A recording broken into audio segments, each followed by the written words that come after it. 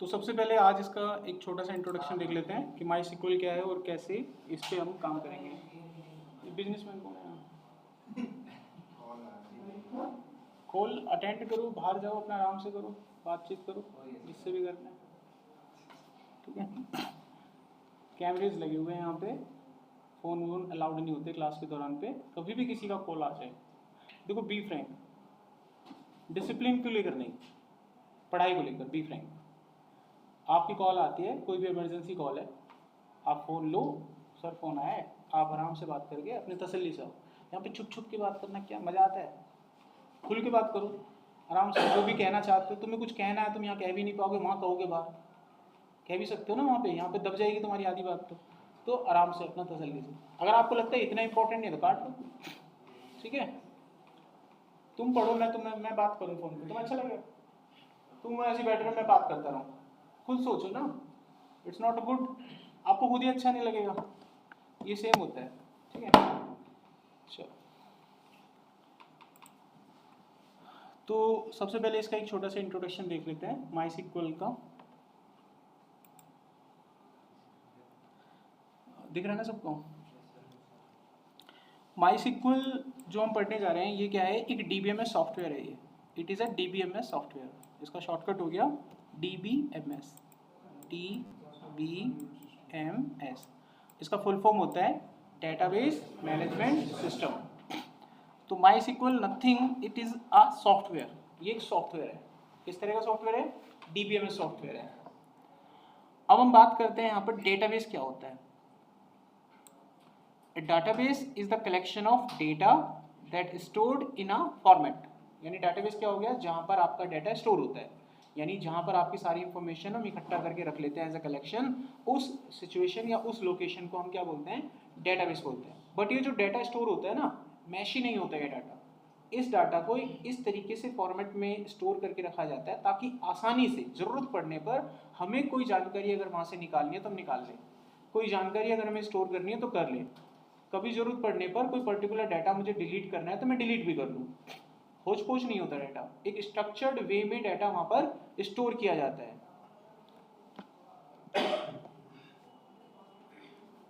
अब इसको एक रियल सिनेरियो में समझने की कोशिश करते हैं कि where we use SQL use कहाँ होता है। तो आप में से बहुत सारे बच्चे डेवलपिंग के हैं, कई बच्चे जावा डेवलपर का करेंगे, जावा फुल स्टैक के हैं, मीन के हैं, मन के भी हैं, यहाँ पर पाइथन फुल स्टैक के भी हैं। तो उनको अपनी लाइफ में आगे चलकर वेब फॉर्म बनाने होंगे।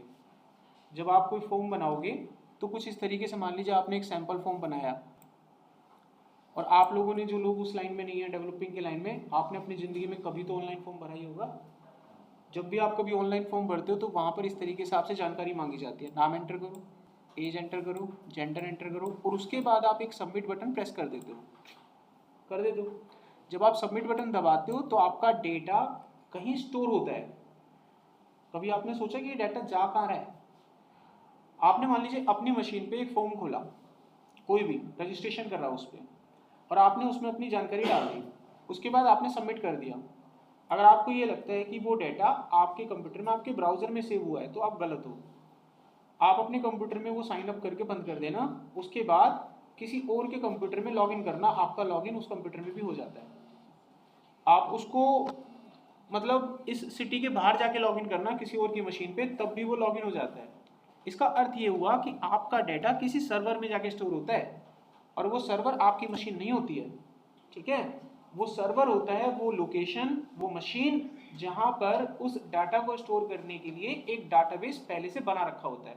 आपका डाटा हमेशा किस में जाएगा? एक डाटाबेस में जाएगा, और उस डाटाबेस को मैनेज करने के लिए वो एक सॉफ्टवेयर उस मशीन में डाल के रखते हैं। उस सॉफ्टवेयर को DBMS कहते हैं। और DBMS सॉफ्टवेयर बहुत सारे होते हैं, उन्हीं में से एक सॉफ्टवेयर का नाम है माई सिक्वल। वो आप पढ़ने जा रहे हो। तो DBMS सॉफ्टवेयर केवल अकेला माई सिक्वल नहीं होता, बहुत सारे होते हैं।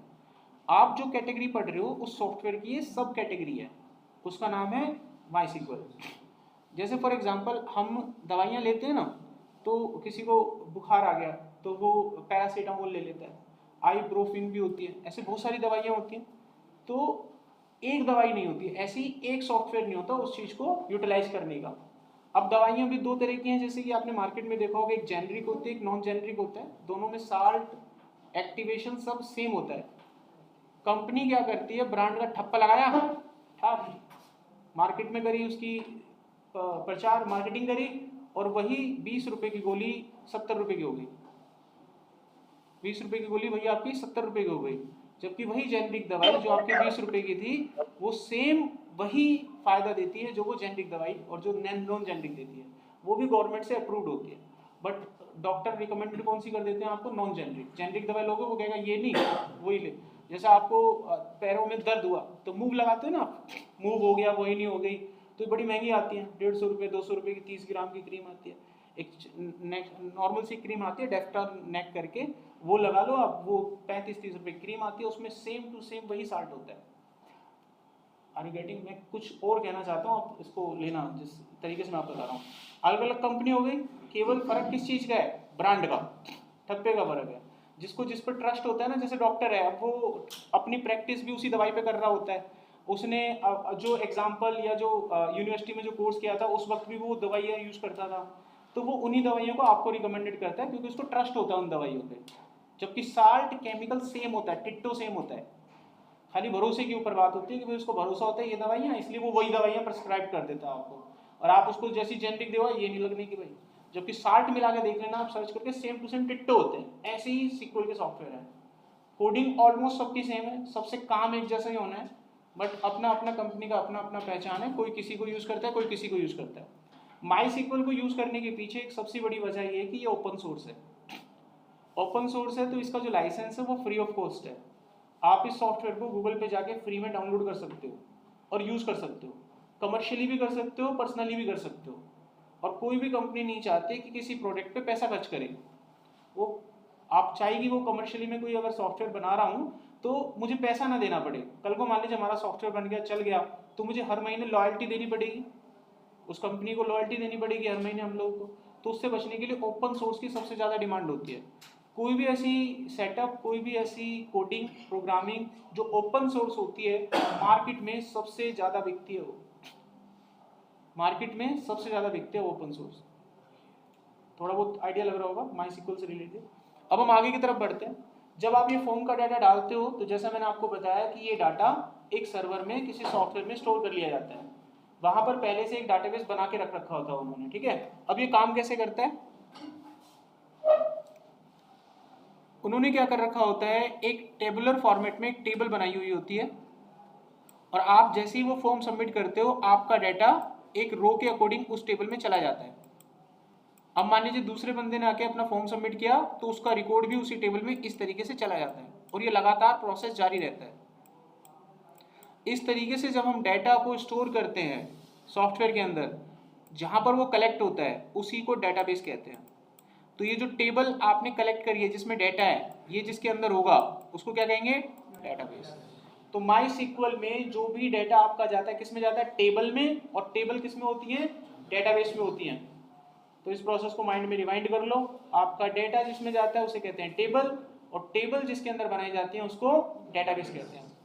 अब माई सिक्वल क्या करता है कि माई सिक्वल को जब आप इंस्टॉल करोगे तो इसमें दो सेक्शन होते हैं, एक होता है एडमिनिस्ट्रेटिव सेक्शन और एक होता है स्कीमा सेक्शन, स्कीमा, ठीक है।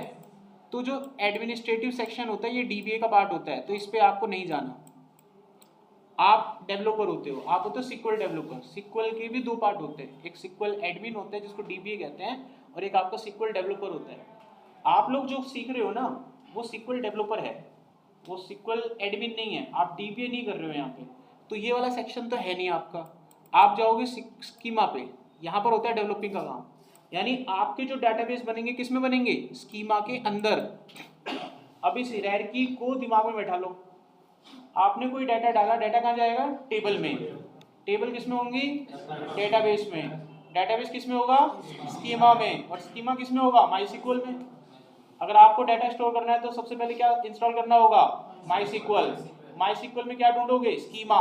स्कीमा में सबसे पहले क्या बनाओगे, डाटाबेस। डाटाबेस में क्या बना के रखोगे, टेबल, तब जाके डाटा आएगा। अगर आप ये चीज ना बनाओ और सोचो कि डाटा आ जाए, पॉसिबल ही नहीं है, असंभव। क्लियर हो गया पॉइंट। कोई भी डाटा अगर आप डाल रहे हो तो पहले ये चीज होनी चाहिए सिस्टम के अंदर। अगर मैंने आपको कोई डाटाबेस की फाइल दी और मैंने कहा कि ये डाटाबेस आप रन करके दिखाइए, तो वो डाटाबेस की फाइल को एग्जीक्यूट करने के लिए MySQL आपके लैपटॉप में होना चाहिए, और आपको वो डाटाबेस कैसे कैसे वहाँ पर पहुँचाना है वो सारा प्रोसेस पता होना चाहिए, तभी वो क्वेरी चलेंगी, वरना वो क्वेरी नहीं चलेंगी आपकी। अब आगे देखो,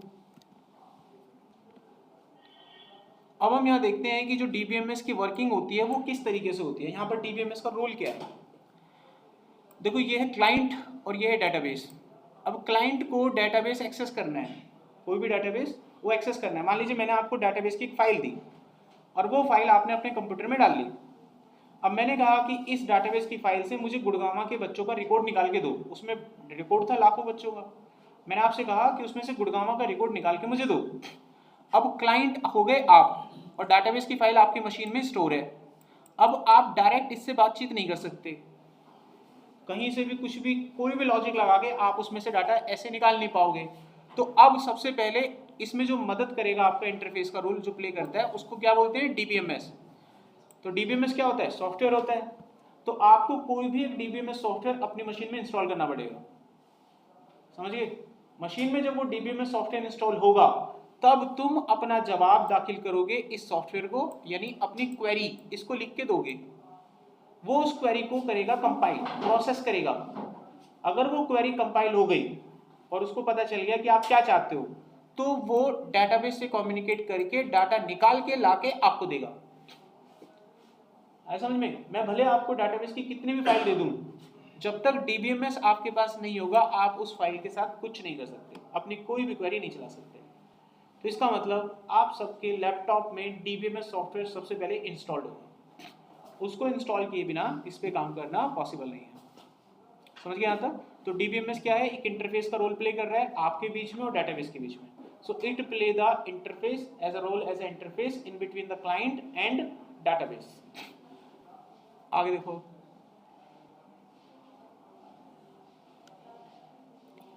यहाँ पर कुछ इंपॉर्टेंट DBMS सॉफ्टवेयर के नाम लिख दिए गए हैं।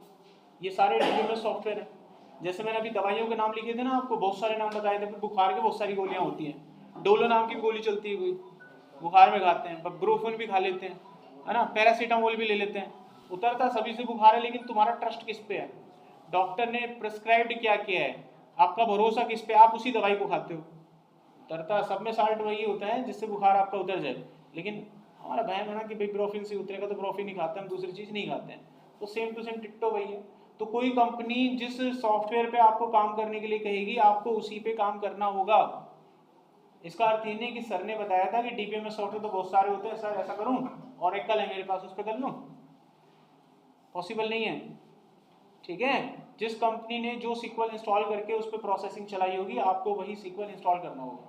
तो ऑब्वियसली यहाँ आप जो SQL पढ़ोगे वो MySQL होगा।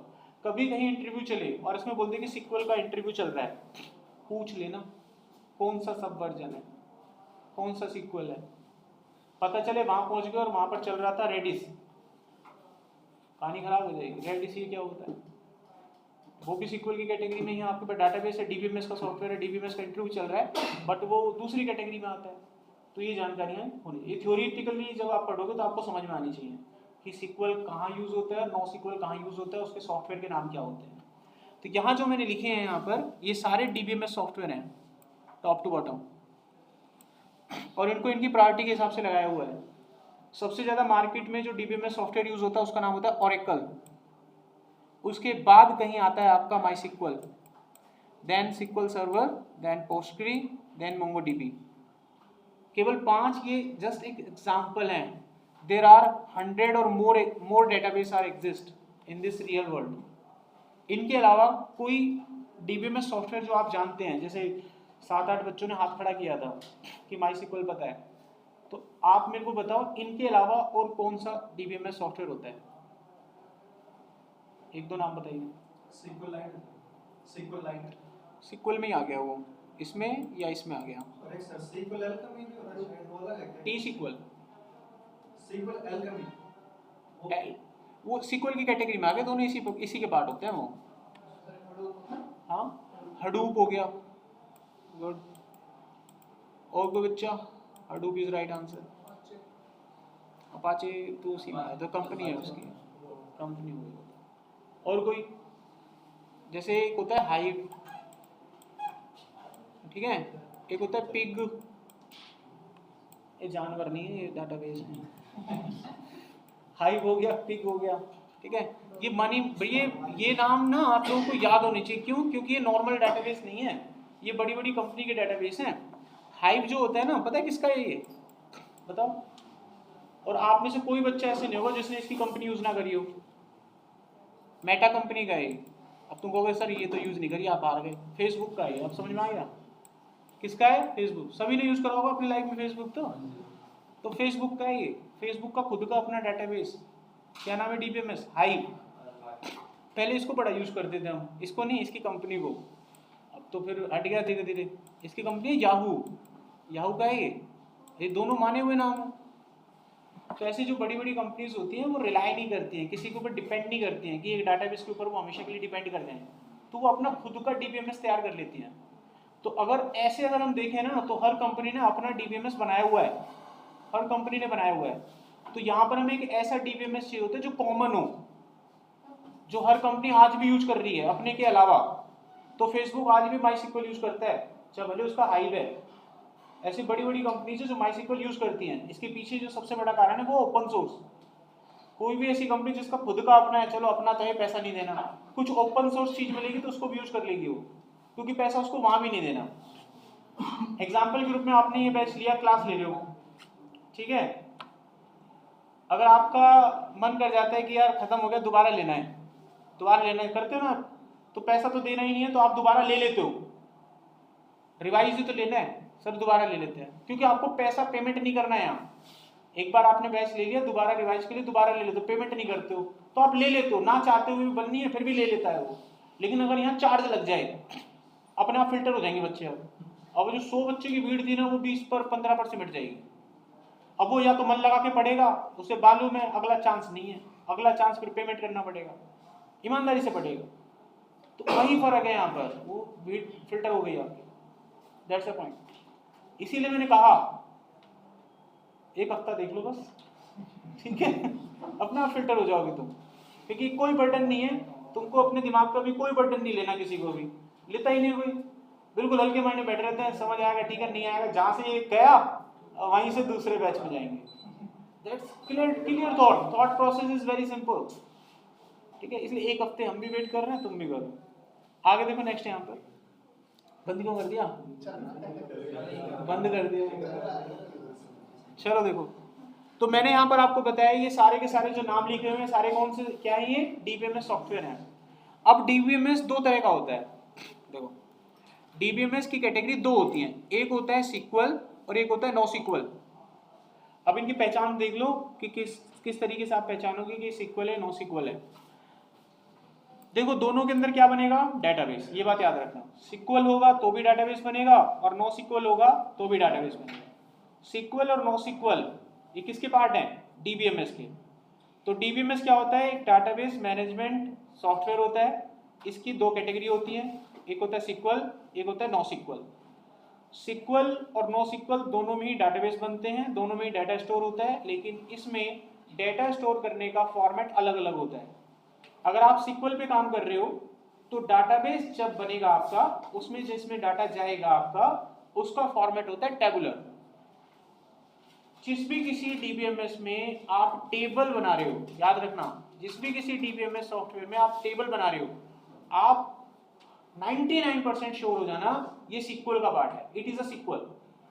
कोई भी ऐसा डीबीएमएस जहां पर आप टेबल नहीं बना रहे हो, डॉक्यूमेंट बना रहे हो, फाइल बना रहे हो डायरेक्ट, समझ जाना ये नो सीक्वल है। तो फॉर्मेट से पता चलता है फाइनल। अगर कहीं आप टेबल बना रहे हो, टेबल पे काम, ओरेकल में क्या बनेगी? टेबल बनती है, सीक्वल सर्वर में टेबल बनती है, पोस्टग्रेड में टेबल बनती है, माईसीक्वल में टेबल बनती है।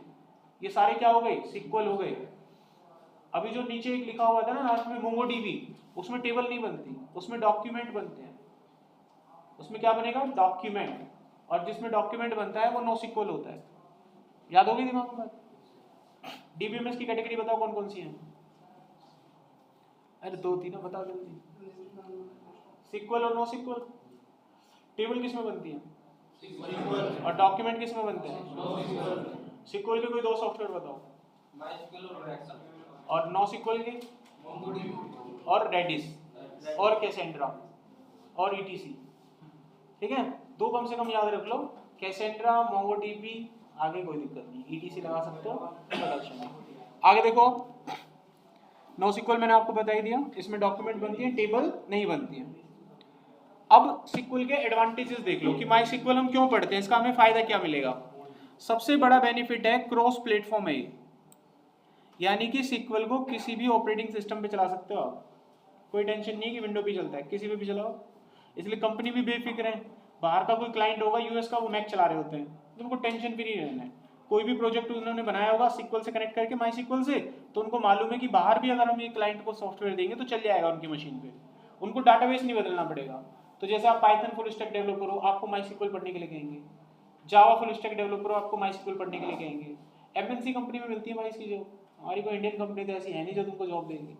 तो MNC कंपनी बाहर के लोग होते हैं और उनके पास वो सेटअप चलना चाहिए जो भी आप एप्लीकेशन बनाओगे, तो वहाँ पर ऐसा डाटाबेस आप यूज़ करोगे जो ओपन सोर्स हो और cross platform. So that's why थोड़ी प्रायोरिटी ज़्यादा बढ़ जाती है हमारी कि MySQL पे हम चलते हैं। दूसरा कारण, it can be use with the multiple languages, यानी इसको किसी भी लैंग्वेज के साथ चला सकते हो, जैसे कि PHP, Node.js, पाइथन, .NET, जावा। इसलिए बहुत सारी कैटेगरी के बच्चे यहाँ बैठे हुए हैं आज, SQL ही पढ़ रहे हैं। आप डेटा साइंस के हो, डेटा एनालिटिक्स के हो, MySQL पढ़ लो, हर लैंग्वेज में सपोर्टेबल है, C++ में भी सपोर्टेबल है। अब जावा के बच्चे यहाँ बैठे हुए हैं, उसी यही पढ़ रहे हैं, .NET वाले भी यही पढ़ लेते हैं, और अपना पाइथन वाले बच्चे भी यही पढ़ लेते हैं, क्योंकि हर लैंग्वेज में सपोर्टेबल है ये। तीसरा कारण, ये ओपन सोर्स है भाई, फ्री वर्जन है, नो नीड टू पेड, यानी ट्रायल वर्जन नहीं है कि चलाया और 2-4 दिन के बाद एक्सपायर हो गया। अगला पॉइंट, ये RDBMS की कैटेगरी में भी आता है। अब देखो इंटरव्यू में पूछा जाता है एक सवाल, TBMS वर्सेस RDBMS, डिफरेंट इसमें डिफरेंस बताइए। तो आपको सिंपल में बता दूं, RDBMS इज नथिंग, RDBMS का दूसरा नाम SQL होता है। DBMS की दो कैटेगरी, SQL और NoSQL, SQL को ही RDBMS कहते हैं। तो DBMS और RDBMS में फर्क क्या हुआ? DBMS is a database software and RDBMS is the part of the DBMS in which we will store the data in the tabular format. यहाँ पर जो R आ रहा है ना शब्द, R रिलेशन, रिलेशन का मतलब होता है टेबल, रिलेशन को हम टेबल भी बोलते हैं। तो यानी कि ऐसा डाटाबेस सॉफ्टवेयर जिसमें आपका डेटा टेबल में स्टोर होता है, that's why it is known as RDBMS। RDBMS एक स्पेशल टाइप की भाषा यूज करता है, RDBMS करता है, SQL की कोई भाषा नहीं है। RDBMS एक स्पेशल टाइप की भाषा यूज करता है कम्युनिकेट करने के लिए डाटाबेस से, उस लैंग्वेज को SQL कहते हैं। उस लैंग्वेज को क्या कहते हैं? SQL। तो SQL कोई डाटाबेस नहीं है, SQL कोई सॉफ्टवेयर है, SQL एक लैंग्वेज है। MySQL है सॉफ्टवेयर, SQL सर्वर है सॉफ्टवेयर, PostgreSQL SQL है सॉफ्टवेयर। SQL कोई सॉफ्टवेयर नहीं है, SQL इज अ लैंग्वेज। और ये लैंग्वेज कौन यूज करता है? RDBMS यूज करता है। ये लैंग्वेज कुछ इस तरीके से बनाई गई है कि इसमें अगर आपका डाटा एक से ज्यादा टेबल में है ना, तो आप एक क्वेरी लिख के उन सभी टेबल से डाटा निकाल सकते हैं, चाहे वो टेबल आपस में एक दूसरे से कनेक्टेड हो या नहीं हो कनेक्टेड। सो इस लैंग्वेज को हम SQL के नाम से जानते हैं। पहले इसका नाम हुआ करता था SEQUEL करके, SQL करके बोला करते थे, बाद में चेंज हो गया और इसको रखा जाने लगा नाम SQL। इसका फुल फॉर्म होता है स्ट्रक्चर क्वेरी लैंग्वेज। अब आखिरी पॉइंट, ये फास्ट है as compare to the other, ये तारीफ लिख रहा है अपनी ऐसे, थोड़ा बहुत तो लिखता ही यार, कोई फास्ट है। लेकिन ये देखो, ये फास्ट है लेकिन ये तभी फास्ट है जब काम करने वाला ढंग का हो। अब तुमको मैं बाइक दे दूं, स्प्लेंडर दे दी नई निकाल के, अब तुम पे वो भी नहीं चल रही, तुम कह रहे बाइक में दम नहीं है, चलाने वाले में भी तो होना चाहिए। बात समझ लो बात मेरी, कितनी अच्छी से अच्छी गाड़ी दे दो तुम्हें और ड्राइवर अनाड़ी है तो उसको भी कहते हैं दम नहीं है, चढ़ती नहीं है। तो MySQL के बारे में ऐसी कुछ है, जितने भी होते हैं ये तभी ठीक है, तभी फास्ट है ये जब आपको चलाना आता है, इसको ऑप्टिमाइज करके रखना आता है। अब एक बंदे के पास 2 GB की रैम का फोन है और उसका फोन वो बहुत इतने अच्छे तरीके से ट्रीट करता है कि उसके ऊपर वो ढेरों काम हम करते हैं तो उसका फोन हमें लगता है बहुत फास्ट चल रहा है। और एक बंदे का 8 GB का फोन है, उसका जैसे ही फोन लिया आपको लगता है हैंग हो रहा है, क्या फोन है बेकार है, पकड़ इसको। दूसरे का फोन लेके हम काम कर रहे हैं कई बार। तो उसको रखना आता है, उसको तरीका पता है हाउ टू यूटिलाइज दिस, उसको बोलते हैं ऑप्टिमाइजेशन। तो सिक्वल में काम अगर करना है तो आपको सिक्वल में डेटाबेस ऑप्टिमाइज बनाना पड़ेगा। अगर आपका डेटाबेस ऑप्टिमाइज नहीं है तो ये क्वेरी भी धीरे धीरे स्लो हो जाएंगी आपकी, ये भी ढंग से नहीं चलेंगी आपकी, ठीक है। तो ये फास्ट तभी है, रिलायबल है, स्केलेबल है। रिलायबल मतलब ट्रस्ट कर सकते हो आप इस पे। अभी 5 मिनट में इस पे हम ट्रस्ट, रिलायबल है, इस पे हम ट्रस्ट कर सकते हैं। लाइक बड़ी बड़ी कंपनी साथ भी से यूज करती है, नाम बताऊंगा आपको। स्केलेबल का मतलब होता है आज आपने कोई सॉफ्टवेयर बनाया, एक छोटी सी एप्लीकेशन बनाई, चलो क्लास में बनाते हैं एप्लीकेशन, आपने एप्लीकेशन बना दी, उस एप्लीकेशन पे अभी 2-4 यूजर आ रहे हैं, लॉग इन कर रहे हैं, काम वाम कर रहे हैं, डाटा एक्सेस कर रहे हैं। कल को मान लीजिए उसको आपने ग्लोबल लेवल पे एक्सपेंड कर दिया, आप 2 की जगह 20 हो गए, 2000 हो गए, 20,000 हो गए, 2 लाख हो गए, एक्सपेंड हो गया ना।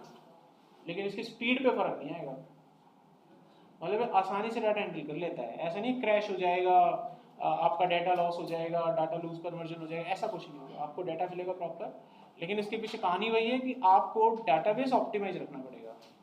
डाटाबेस अगर आपका ऑप्टिमाइज है तो कोई दिक्कत नहीं है, डाटाबेस ऑप्टिमाइज नहीं है तो क्रैश तो नहीं होगा, बट ये है कि क्वेरी स्लो हो जाएंगी आपकी, ठीक है। उनको फास्ट करने के लिए डाटा को ऑप्टिमाइज, और ये बेसिक फंडा होता है, सिक्वल का बेसिक नियम है, डाटाबेस को ऑप्टिमाइज करना बेसिक नियम है। कोई भी सिक्वल पढ़ोगे तो करना पड़ता है। अब आप लोगों में से बहुत सारे बच्चे जिन्होंने कर रखा है, मेरे को बताओ डाटाबेस को ऑप्टिमाइज करने के लिए क्या करते हैं, बताओ भाई, किसी को पता है तो। डाटाबेस आपने बनाया, डाटाबेस में डुप्लीकेसी वगैरह आ रही है, तो डाटाबेस को हम ऑप्टिमाइज करने के लिए क्या करते हैं, कोई बताओ, नहीं बता, चलो कल बताऊंगा फिर मैं इसे। अभी आगे देखो नेक्स्ट, ये वो कंपनीज हैं, वेबसाइट्स हैं जो अपने बैकएंड पे कहीं ना कहीं माई सिक्वल का आज भी इस्तेमाल करती हैं। पॉपुलर है, फेसबुक हो गया जैसे बताया था, ट्विटर हो गया जिसको आप एक्स के नाम से आप जानते हो, Google, Wikipedia, YouTube, Flickr, data storage में काम आता है। तो ये सारी वेबसाइट्स हैं जो आज भी माई सिक्वल यूज़ करते हैं, इनमें माई सिक्वल यूज़ होता है बैकएंड में, इनके अपने भी यूज़ होते हैं, एडिशनल में माई सिक्वल भी यूज़ होता है। माई सिक्वल को डाउनलोड और इंस्टॉल कहाँ से करना है, थोड़ा सा स्टेप वो बता देता हूँ। कल की क्लास में जब आप लोग आओ तो कम से कम आज खाली दिन में आप उसे डाउनलोड कर लें, डाउनलोड करके इंस्टॉल कर लें। एक डिस्क्लेमर कहना चाहूँगा इसमें, अगर आपने गलत इंस्टॉल कर लिया है ना, बाद में कितनी कोशिश कर लेना फिर ये इंस्टॉल नहीं हो पाता है ढंग से। एक बार प्रॉब्लम पकड़ लेता है ना तो फिर पकड़ ही लेता है ये, ठीक है। थोड़ी सी एहतियात बरत लेना। अब एहतियात किस किस ने अपने सिस्टम में अभी तक इंस्टॉल नहीं कर रखा है, हाथ खड़ा करो। ज़्यादा नहीं है बच्चे, आप लोग एहतियात बरत लेना, 6-7 लोग हो आप लोग, ठीक है। तो कुछ बातें बताऊंगा, उन बातों पे ध्यान देना। अगर आपने थोड़ा सा भी गड़बड़ किया तो इंस्टॉलेशन में गड़बड़ी हो सकती है, ठीक है। फिर इसको कितना यहाँ इंस्टॉल कर लो, कितना इंस्टॉल कर लो, फिर नहीं चलने का, फिर चलता नहीं है आसानी से, नहीं चलता। देखो इसको डाउनलोड कहाँ से करेंगे आप लोग, आप जाओ गूगल पे, यहाँ पे जाने के बाद आप सिंपली गूगल टाइप कर लीजिएगा, और यहाँ पे जाने के बाद आपको लिखना है माई सिक्वल डाउनलोड ऐसे, और एंटर कर देना। ये इसकी ऑफिशियल साइट आ जाएगी यहाँ पे, और इस ऑफिशियल साइट पे जो भी पहला लिंक होगा इस पे क्लिक कर देना। जो भी पहला लिंक दिखा आपको इसकी ऑफिशियल साइट से, यहाँ पे जाने के बाद आप थोड़ा स्क्रॉल करना। सर आपकी स्क्रीन शेयर नहीं हो रही, स्क्रीन शेयर नहीं हो रही सर आपकी स्क्रीन शेयर नहीं हो रही। बाकी बच्चों आपको दिख रहा है क्या, मीना, अर्शिता, स्क्रीन दिख रहा है? सर दिख रहा है। नीतीश एक बार, यस सर दिख रहा है सबको? नीतीश आपकी तरफ से प्रॉब्लम है, आप लॉग आउट करके लॉग आउट। देखो अब यहाँ पे कैसे इसको डाउनलोड करेंगे, यहाँ पर जाने के बाद आप जब इसको नीचे स्क्रॉल करेंगे ना उस पेज पे से आने के बाद, तो यहाँ पे आपको मिलेगा कम्युनिटी डाउनलोड वाला GPL करके, इस पे क्लिक कर देना। वीडियो भेज दूंगा, वीडियो में देख लेना मैंने क्या स्टेप फॉलो करे हैं। अब जब आप यहाँ पहुँचोगे ना, वीडियो तो लेकिन ग्रुप बनने के बाद ही भेजूंगा, अभी तो अपने दिमाग से करना, याद कर लो इसको। इसके बाद यहाँ पे मिलेगा इंस्टॉलर फॉर विंडो, नीचे देखो ये माई सिक्वल इंस्टॉलर फॉर विंडो, इस पे चले जाना। जिन लोगों ने डाउनलोड नहीं किया वो तो सीरियसली देख नहीं रहे, जिनका डाउनलोड हो चुका वो घूर घूर के देख रहे हैं कहाँ से करवा रहे हैं, है ना, उल्टा प्रोसेस है यहाँ पे। जिनका डाउनलोड नहीं है वो ध्यान से देखो, तुम्हारा तो हो गया डाउनलोड, जिनका डाउनलोड हो वो एकदम देख रहे हैं, तो दूसरा तो नहीं है, सिक्वल तो सिक्वल होता है यार, उनकी नजरिया है ही नहीं, जिनका हुआ नहीं है, जिन्हें हाथ खड़े करिए। तो ये देखो यहाँ पर विंडो इंस्टॉलर ये मिलेगा आपको, इस पर क्लिक करना।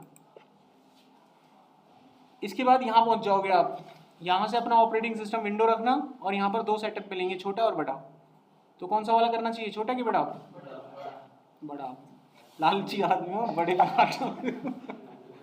देखो इसका फायदा बता देता हूँ, छोटे और बड़े को कब करते हैं। अगर आपने छोटा वाला डाउनलोड कर लिया, जब इंस्टॉल करोगे ना तो इंटरनेट कनेक्ट कर लेना, तब चलेगा ये। लेकिन अगर आपने बड़े वाले को डाउनलोड कर लिया, तो जब अपने घर पे आप इसको इंस्टॉल करोगे तो इंटरनेट कनेक्ट नहीं भी होगा तो भी चल जाएगा। समझ में आ गया? तो ऐसा नहीं है बड़े को करना है छोटे को, अपना कारण बताओ आपको कि छोटे और बड़े में क्या फर्क है। कोई सा भी कर लेना, बता दो दिया कारण। अब तुम अपना कारण देखो, तुम्हारे घर पे नेट चलता है, छोटा करके ले जाओ यहाँ से, इंस्टॉलर लॉन्चर मिल गया आपको, घर पे जाकर रॉकेट जला देना, चल जाएगा। अगर ये बड़ा करके ले जा रहे हो तो अपने रास्ते में मेट्रो में बैठे बैठे कर लेना, इंटरनेट चले ना चले कोई दिक्कत नहीं, ऑफलाइन कर लोगे आप, पार्क में बैठ के कर लोगे, तो इसको कर लेना, ठीक है। जब ये डाउनलोड हो जाएगा, इसके बाद इसे इंस्टॉल करना है। Got it? इंस्टॉल तो करा ही होगा तुमने, दुनिया भर की गेमें खेली होंगी लैपटॉपों में, करे ना सॉफ्टवेयर इंस्टॉल। क्लिक करो, नेक्स्ट करो, पढ़ते रहना उसमें, पढ़ के करना, कभी आंख बंद करके नेक्स्ट नेक्स्ट नेक्स्ट। ये वही बच्चा होगा जो पछताएगा लास्ट में, गड़बड़ हो जाएगी उसकी। जब आप इसको थोड़ा ध्यान से करना, बस पढ़ के करना, और कुछ नहीं कह रहा। आप इसको नेक्स्ट करो, पढ़ते रहो, करते रहो, करते रहो। एक टाइम आएगा, एक स्क्रीन आएगी, उस स्क्रीन पे ना ये आपसे यूजर का नाम दिखाएगा आपको, उसमें कहीं रूट लिखा हुआ दिखेगा, तो याद रखना वो आपके यूजर का नेम है डिफॉल्ट, क्या नाम होगा? रूट। ये अपने आप आएगा, आप उसको बदल भी नहीं सकते। उसके बाद जब आगे बढ़ोगे तो वो कहेगा पासवर्ड डालो, वो कहेगा आपसे पासवर्ड डालो। कई बच्चे वहाँ कंफ्यूज हो जाएंगे, पासवर्ड बनाया था नहीं, वो एक्चुअली बनाने के लिए कह रहा है आपसे, तो आप वहाँ पे पासवर्ड डाल देना। अब कई बच्चे ऐसे सोचते हैं पता नहीं सोना है चांदी है क्या, इतना खतरनाक बना के डालते हैं, इतना खतरनाक, वो खुद ही भूल जाते हैं थोड़े दिन के बाद। इसमें पासवर्ड रिकवरी का कोई ऑप्शन नहीं है, फॉरगेट पासवर्ड कर लोगे, गया तो गया। हाँ, अनइंस्टॉल करके भी ना वो पासवर्ड पुराना ही उठाता है, तुम मेरे लेके कुछ भी करो, ठीक है, तुम लैपटॉप में विंडो ही बदलना फिर।